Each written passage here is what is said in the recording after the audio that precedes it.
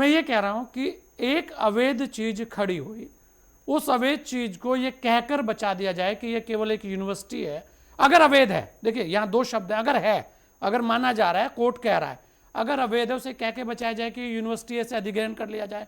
कल को बहुत सारे ऐसे अवैध संस्थान खड़े हैं या ऐसी अवैध बहुत सारी चीजें हैं, उसको वो नहीं कहेंगे कि भाई ठीक है। दूसरा, मैं तो कहता हूं भाई ठीक है, एक अवैध आप भी खड़ा कर लो और हम निःशुल्क दे देंगे, आप पढ़ाई आप खड़ा करा दीजिए हमारे भी। तो ये जो विषय है फिर ये भी तो बड़ा गंभीर रहेगा ना।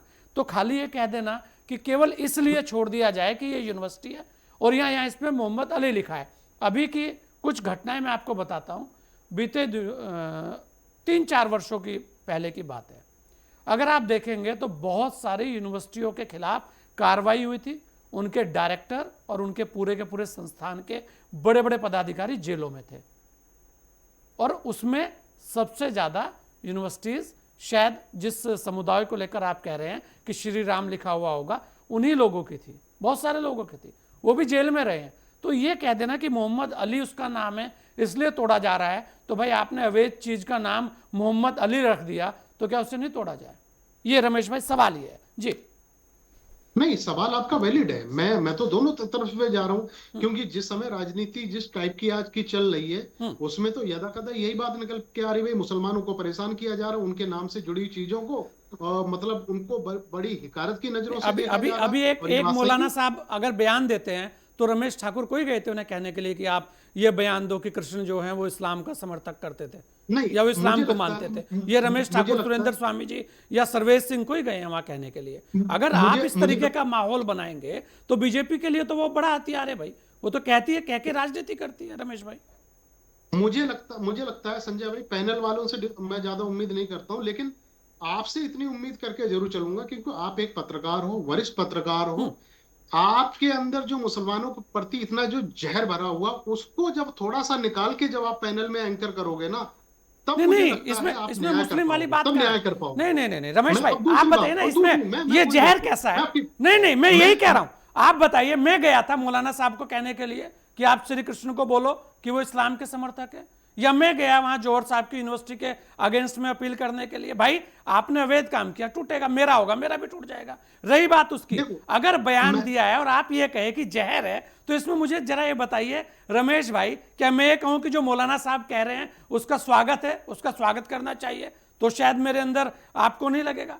आप आरोप लगाने से पहले बताइए ना कि किस चीज में आपको जहर लग रहा है। या मैं ये कहूं नहीं, कि देखिए देखो मौलाना देखो की जो यूनिवर्सिटी, मैं ये कहूं कि मैं आजम खान आपकी साहब की यूनिवर्सिटी बिल्कुल ठीक है, सरकार गलत कर रही है, लोग गलत कर रहे हैं क्योंकि वो अली उसमें नाम लिखा है, तो ये अगर मेरे कहने से ऐसा कुछ हो जाए और आपको ये लगे कि भाई अब इसमें आपका जो नजरिया है वो चेंज हो जाएगा, तो क्या ये बदलाव इस बात को साबित देखिए करेगा? देखिए जी।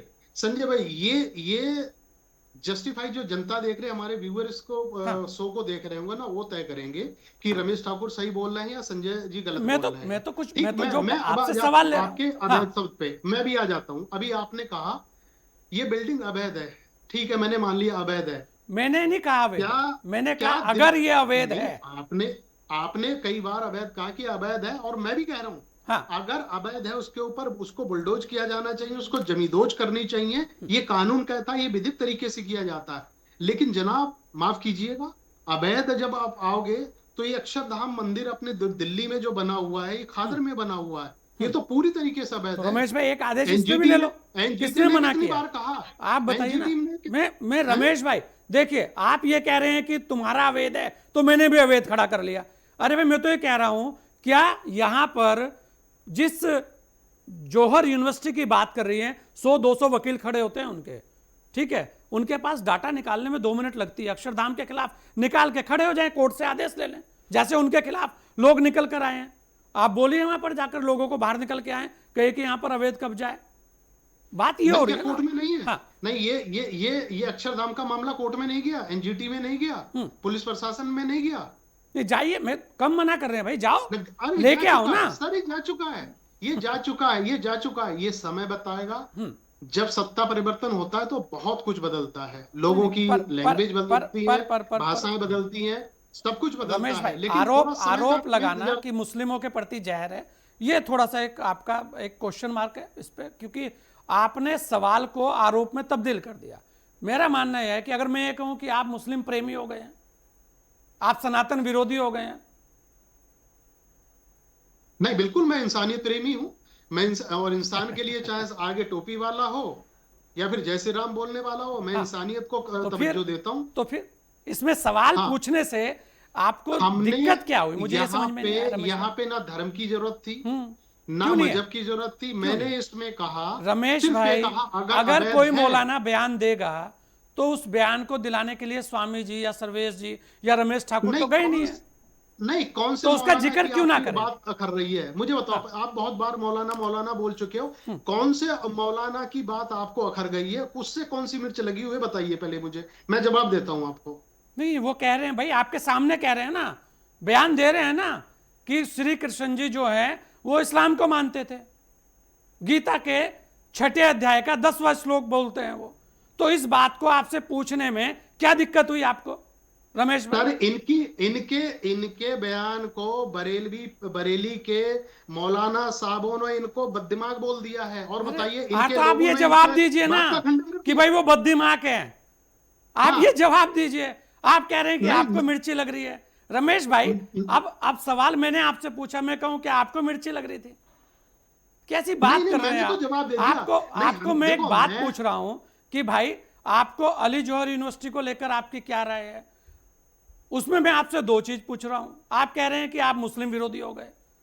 बताइए। देखिए, मेरी अगर राय अगर जानना चाहता हूं, मैं हर उस शिक्षण संस्थान को वाहवाही करूंगा, मान सम्मान दूंगा, सलूट करूंगा, जहां आपके हमारे बच्चे जाके शिक्षा नहीं, ग्रहण अच्छा है। कर तो रहे हैं और अपना भविष्य ये बना रहे किसने हैं। विरोध किया? अब उन बच्चों को नहीं पता ना, उन बच्चों को नहीं पता ये श्री राम हाँ, वाली है, जौहर वाली है, किसकी है। ये हाँ, तो कानून का काम है, ये तो सरकार का काम है। सरकार कहे ये भैया बिल्डिंग गलत बनी हुई है, वो तोड़ के। अब ये ऐसा तो है नहीं, ये पता चला जिसका बीटेक यहाँ पे या बी फार्मा हो रहा है 2 साल का हुआ है, अब 1 साल उसका बच्चा हुआ है, उसकी जिम्मेदारी आप लोगे?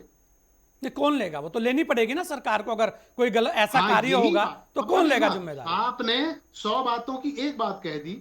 जब अरे सर्वेश सरकार जी को ने बोला, लेना पड़ेगा तो सरकार को सर्वेश जी अधिग्रहण ने कर बोला, लेना चाहिए था रमेश ना। जी आपको सुनना चाहिए था। सर्वेश जी ने बोला अगर अगर वहां पर कुछ इस तरीके की चीजें होती है तो सरकार को उन बच्चों के भविष्य के बारे में भी सोचना पड़ेगा और सोचना चाहिए।